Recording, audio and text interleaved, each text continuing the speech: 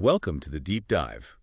Today, we're diving into the relationship between the European Union and the United States. It's a fascinating one. Yeah, it really is. I mean, they're both these huge forces in the world, right? Absolutely. Shaping global trade, security, all sorts of things. But it's also kind of, I don't know, a little messy sometimes. Like, they're close allies, but they don't always see eye to eye.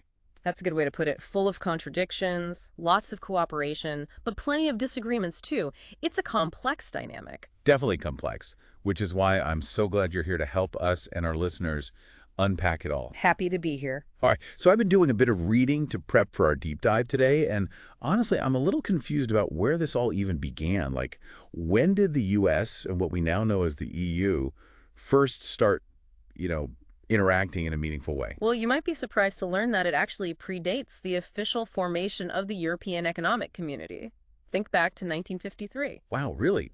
So before the EEC even existed? Exactly.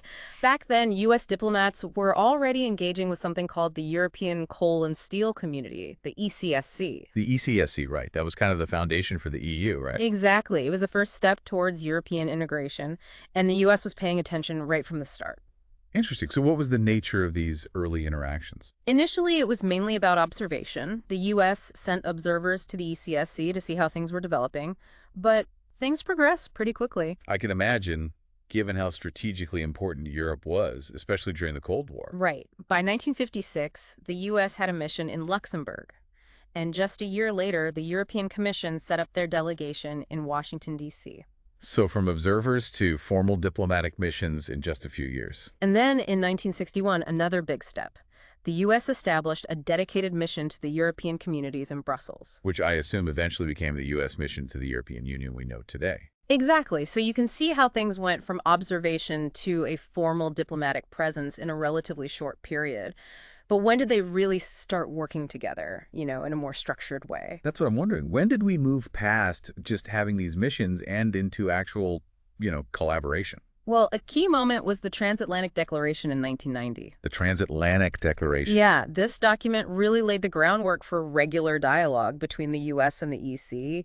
And importantly, it created this framework for cooperation in all sorts of areas. Like what kind of areas? We're talking economy, education, science, culture, you name it. It was about establishing this regular pattern of communication and coordination. So it's sort of like setting the rules of engagement for how they'd work together moving forward. Exactly. I see. And then 5 years later, we have the new transatlantic agenda, the NTA. Right, 1995. Now, this seems like it went even further than the Transatlantic Declaration. What was so significant about the NTA? Well, it definitely expanded the scope of cooperation. It wasn't just about traditional diplomacy anymore.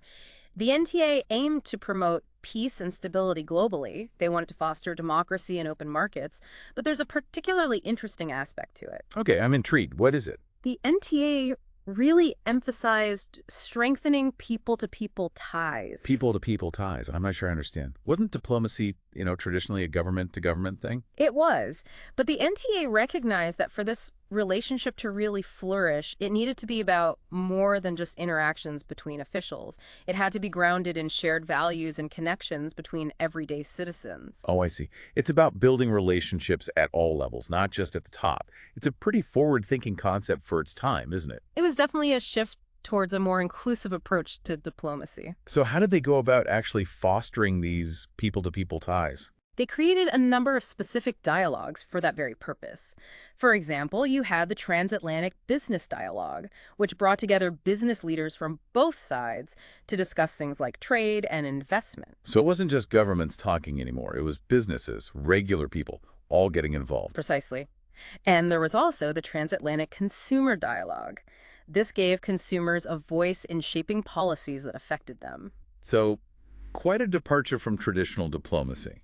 Okay, this is all making a lot more sense now. In doing research for this deep dive, I kept coming across this idea that the U.S. and EU are dominant players on the world stage. They hold so much economic and military power. I'm curious, does that shared power make it easier for them to cooperate, or does it actually create more potential for conflict? That's a great question, and it's not a simple answer. It's kind of a double-edged sword. Think about it. They dominate global trade, they lead in diplomacy, and they possess serious military strength. When they're aligned, they can accomplish a lot. I can only imagine. But I guess the flip side is that all that power could also lead to clashes, right? Ah. Especially if their interests don't align. And exactly, and that's where the tension comes in. They may be allies, but they have their own distinct political, economic, and social agendas. And those agendas don't always mesh. So despite all the cooperation we've been talking about, there's also this underlying tension because of their different priorities. Absolutely. And that tension has played out over the years in all sorts of disputes. We're talking trade wars, disagreements over things like energy policy, even spying scandals. Okay, before we go any further, I have to ask you about something I saw in the research materials. Banana wars. Ah, yes. I have to admit, I was a little confused. How did bananas become a source of conflict between the U.S. and EU? It might sound a little ridiculous on the surface, right? Bananas. But it actually gets at a much deeper issue about trade and development policy. You see, the EU had this system that favored banana imports from former colonies in Africa, the Caribbean, and the Pacific. The U.S., on the other hand, was backing large corporations that operated in Latin America. They argued that this EU system was unfair to their producers. So it was about more than just bananas. It was about who had access to the European market and how those trade relationships were structured. Exactly. And the U.S. was not happy about it. So what did they do? The Clinton administration actually imposed tariffs on a bunch of European luxury goods. We're talking Scottish cashmere, French cognac, that sort of thing. It was retaliation. Wait, so the U.S. slapped tariffs on luxury goods because of bananas? It sounds crazy, but yeah, that's basically what happened. It just goes to show how much economic leverage both sides have over each other, even when it comes to something as seemingly insignificant as bananas. Wow, that's incredible. It really does highlight how interconnected everything is. Okay, so we've got bananas leading to a trade war of sorts. What about this Nord Stream pipeline I keep hearing about? That seems to be another big point of contention. It definitely is. Nord Stream, which carries natural gas from Russia to Germany, has been a major source of tension. The U.S. has been very vocal in its opposition to the project. Why is that? They argue that it increases Europe's dependence on Russia for energy, which in turn gives Russia more political leverage. It's a geopolitical concern for the U.S. I can see how that would be a worry. But hasn't Germany been pretty adamant about needing Nord Stream for its energy security? They have. Germany views it as a crucial energy source and has resisted U.S. attempts to impose sanctions on the companies involved in the project. In fact, Germany and Austria issued a joint statement condemning U.S. sanctions related to Nord Stream. They even called it a new and very negative quality in European-American relations. Wow, strong words. Yeah. So energy security is another area where their interests diverge. And then, of course, there's the spying issue. Right. The reports that came out, based on information from Der Spiegel, about the U.S. bugging EU offices and accessing their internal networks. That seems like a pretty serious breach of trust. It was. When those revelations came out in 2013, it caused a major uproar in Europe. It really damaged the relationship, raising serious concerns about U.S. surveillance activities, even on its allies. So we've got trade disputes, disagreements over energy policy, and spying scandals. It seems like a lot of friction for two allies. Did all of these disagreements have a lasting impact on the overall U.S.-EU relationship? To answer that, I think we need to look at how the relationship has evolved in more recent years, particularly during the Trump and Biden administrations. That's when things got really interesting and a bit more complicated. Okay, that sounds like the perfect place to pick up when we come back for part 2 of our deep dive. We'll explore those more recent developments and what the future might hold for this crucial partnership.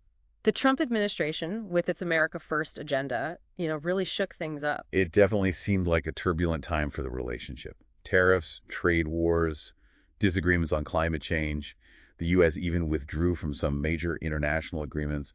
What kind of lasting impact did all of that have? Well, it injected a lot of uncertainty into the partnership. The EU, which was used to a certain level of predictability with the U.S., was suddenly dealing with a very different, very unpredictable partner. Right, and it wasn't just the policies themselves, but the way they were implemented. The communication style, the lack of consultation with European allies, it all added to the tension, didn't it? Absolutely.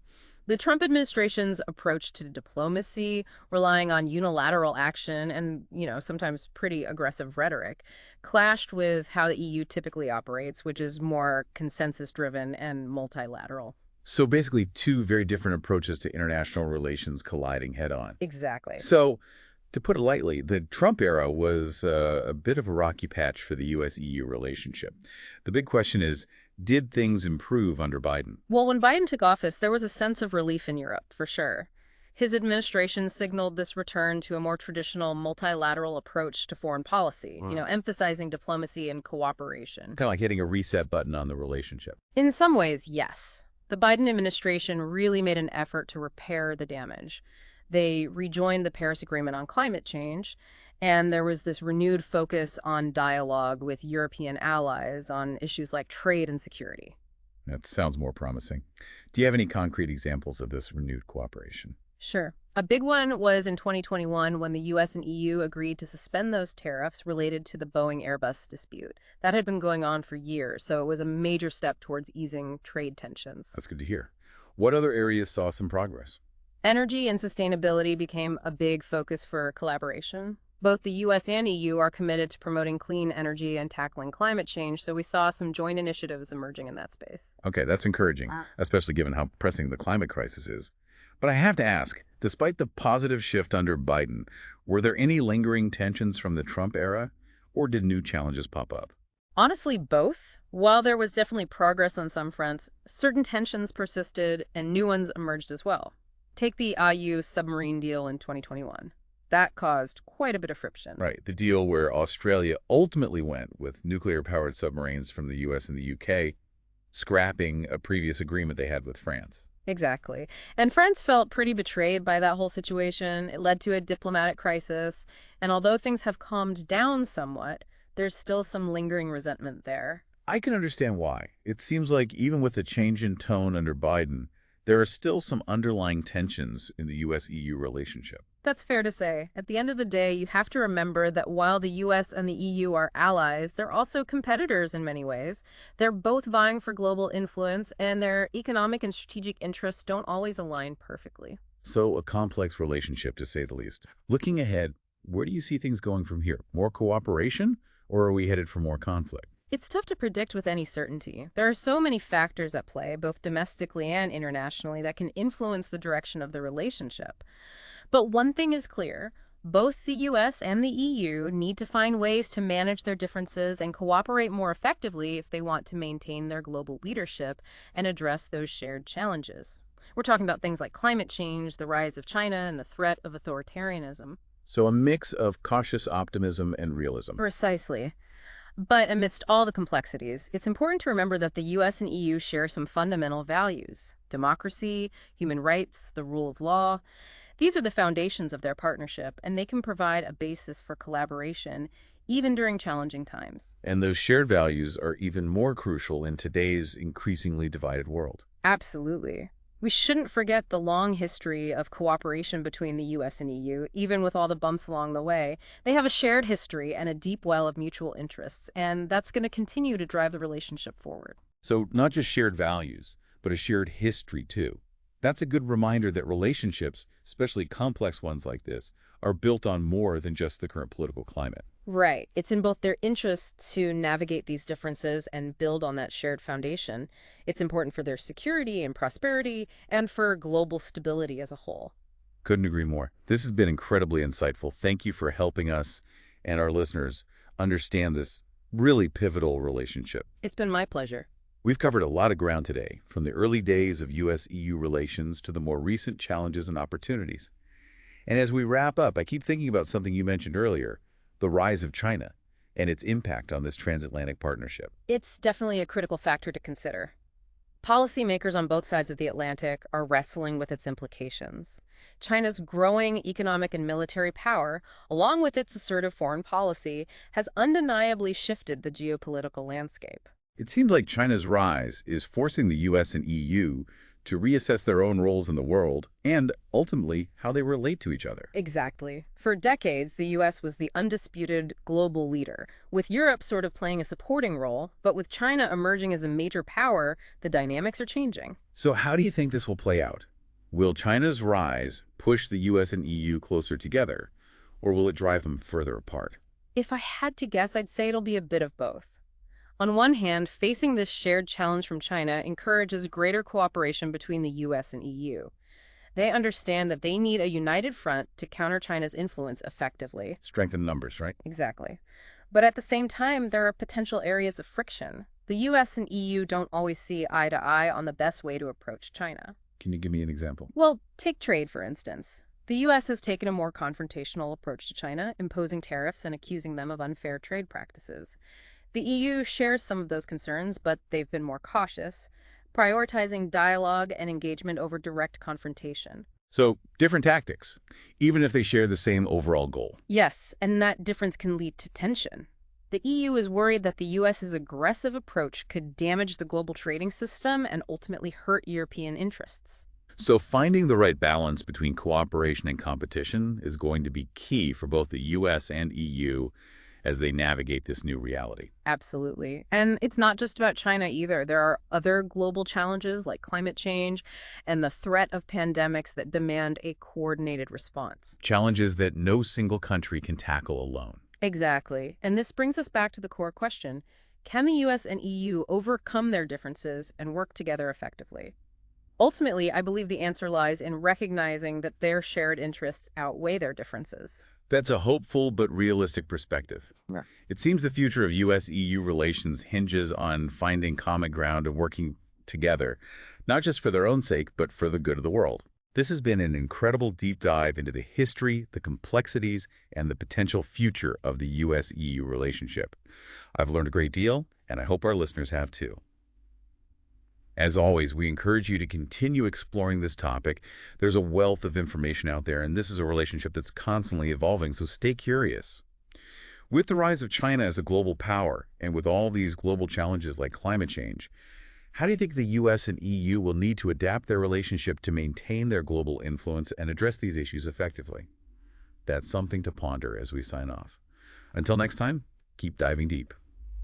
We've talked about a lot of the disagreements and challenges in this relationship, but I'm curious, what are some areas where the US and the EU are actually, finding common ground and working together despite all of that? Well, even with those complexities, there are some bright spots where collaboration remains strong. One area that stands out is energy and sustainability. Oh, interesting. Tell me more about that. Both the US and EU have really committed to promoting clean energy and addressing climate change. They've launched joint initiatives to, make global energy markets more open and sustainable. That's good to hear, especially given how urgent the whole climate crisis is and how energy policy affects everyone globally. What do those joint initiatives look like in practice? They're working on a lot of different things, from promoting energy efficiency standards to developing new renewable energy technologies.